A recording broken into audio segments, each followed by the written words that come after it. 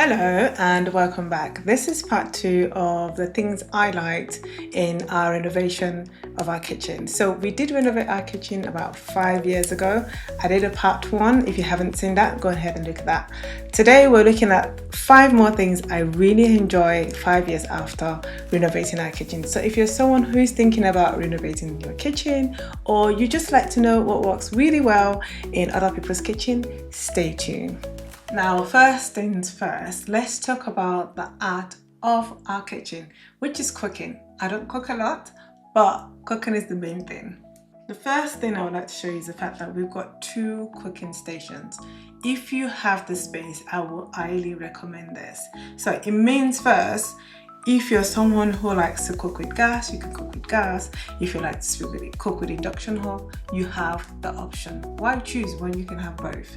Secondly, the fact that you can cook. This is the gas. We've got 2 gas hobs here. They're both Garganel, and this is the cooking. This is the induction hob. I showed you this induction hob last week, so if you wanted to know more about it, go and watch the video from the previous part 1.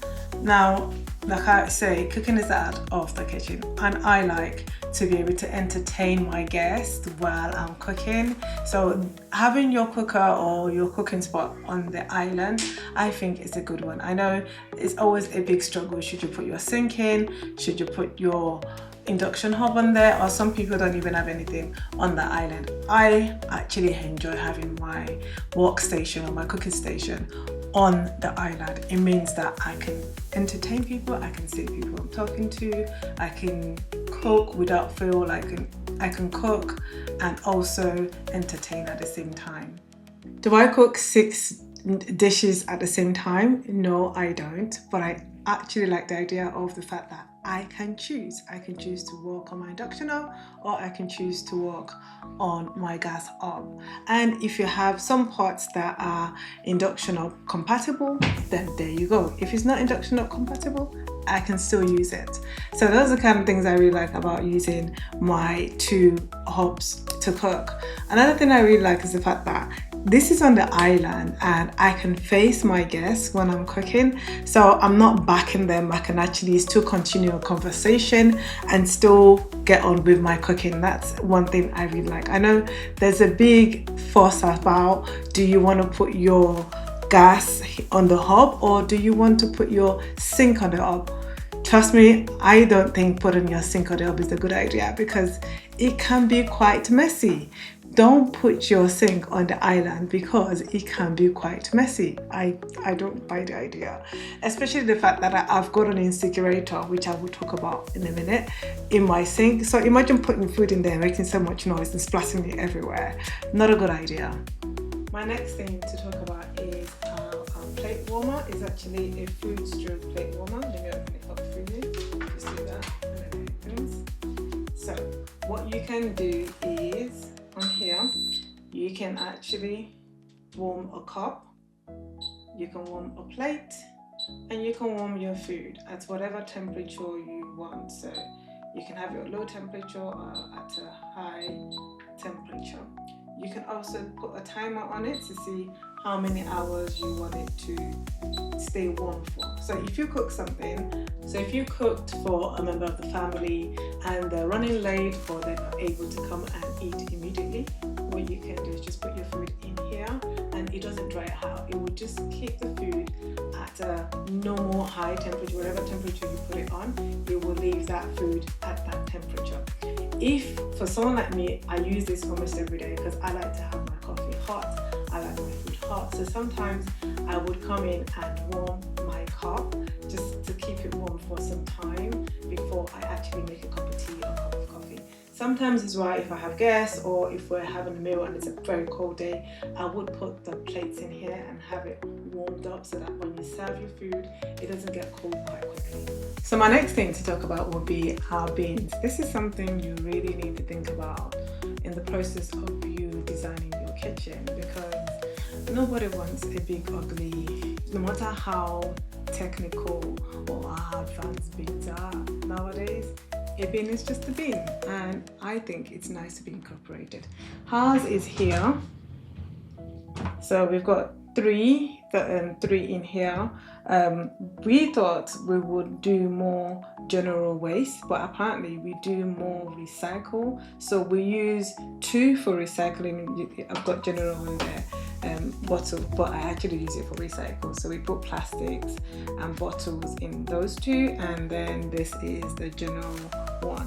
One thing I would say that I really liked about the design here is we've got, okay, this is the design for our bin, which I really like. I like this shelf in here that allows you to store your bin liners. So we've got one amount of bin liners in here, the black one, the one for recycling, the one for the food bin. By the way, the food bin is not here, it's not included.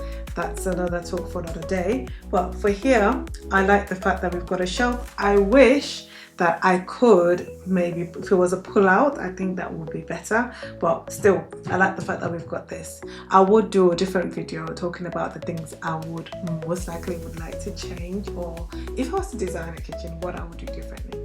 My next thing to talk about will be our food waste disposal. Is an incinerator. I actually quite like this one because you can just put your waste food in there, pour some water, and off it goes. But obviously you do need to maintain it so you don't get some bad smell coming out of it because it's food, right? So what I tend to do to keep it clean is I get some ice. Ice cubes works really well with it. Also, you're not supposed to, but I do put some dishwasher tablets in there sometimes. And sometimes I get to find like incinerator cleaners on Amazon, and I do use that as well. So it's a combination of all of that that keeps it clean. But in the meantime, the best thing about it is the fact that you can use it to just dispose all manner of food. But like I always say, it doesn't mean that you don't need a food bin, because I still have a food bin. But using the incinerator really does help. It keeps the kitchen flow going well. So this is the incinerator. All you need to do is put some cold water, and I believe you put it on here. That is it. That will keep your food going. If you've enjoyed watching this video so far, give us a like and consider subscribing to my channel. Now, the next thing I was going to talk about is our fridge. I know a lot of people tend to say you should go for an integrated fridge. Yes, it is true, but I like a standalone one. It gives you more space, you have more capacity in a standalone fridge freezer. Secondly, mine has a tablet, which I think it's quite nice. It's a conversation starter. A lot of people are like, oh, you've got a tablet on your phone, or you've got a tablet on your fridge. I'm like, yeah, you can do this, you can do that. You can actually look for recipes on there. We use it quite a lot. I didn't think we use it as much as we do, especially my kids. They tend to look out for it for calendars, if it's someone's birthday. Sometimes they just do drawings on there, but it's quite a nice one. It's quite interactive and I like it. So you can have things like ice on there, you can have water, you can have ice, you can have crushed ice. So, and you can also lock it for 3 minutes if you have kids around that like to play with ice. So you can lock it so you don't have any water or ice coming out of it. All in all, I would always go for a standalone fridge. I think it can kind of show your personality. You can decide what kind of fridge you want, and yes, makes your kitchen look a little bit more personalized rather than, you know, I know an integrator one makes you feel like you have everything bespoke, but having an integrated fridge, especially one that has a tablet, I think shows you a bit more personality. My next thing to talk about is on the floor eating. If you know me, you know I like a nice, warm, cozy house. And on the floor eating is one of those ways to achieve that. So when we have guests, we normally say take your shoes off and you can come into the house, but you come in, you put your feet down and the floor is warm. I think it's a really good treat. As for us that actually live inside the house, we love to have our feet warm. You come downstairs, you're gonna have breakfast or dinner and the floor is warm. You can sit down on the floor. Also, I get to have access to all the walls in the room. It means I don't have to dedicate any wall to a radiator. So I like the fact that it's quite energy efficient as well. So you put it on and the whole room gets warmed up quite quickly. And then it takes a long time as well for it to cool down because we've got towels underneath. floor. But yes, if you're thinking about renovating and you can, underfloor heating is a good one. So those are the things that work really well in my kitchen. If you enjoyed this video, you will definitely enjoy part 1 as well. Go ahead and watch that. Thank you so much for watching, and see you in the next video.